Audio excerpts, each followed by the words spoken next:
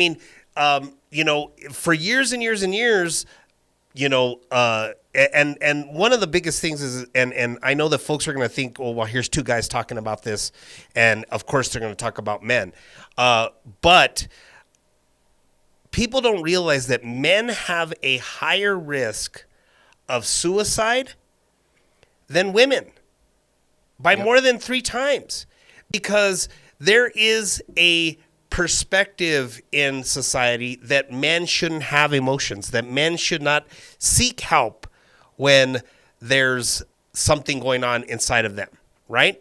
And I can tell you from experience, I grew up in a household with a mother who was manic depressive and bipolar.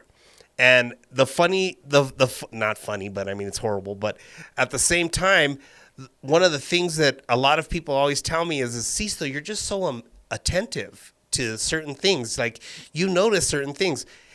And I always have to tell them, that's not me being attentive. That's a trauma response, right? It's a trauma response from being around somebody whose emotions, if I'm not paying attention and being emotionally aware of other people's emotions around me, it could go bad, right?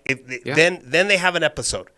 And being around somebody in that space and having to grow up with it and being young, I remember being 10, 11 years old and seeing my mom have her first episode and not understanding, why is mom sick?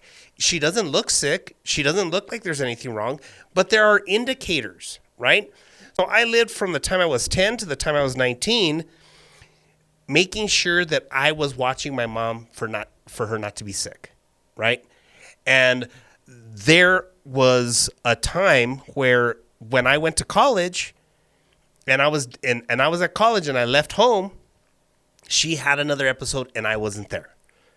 Because you have to pay attention to these things. You have to understand, and society needs to understand, when somebody's acting a little bit different, don't think that they're just purposefully changing their lives. Start asking questions,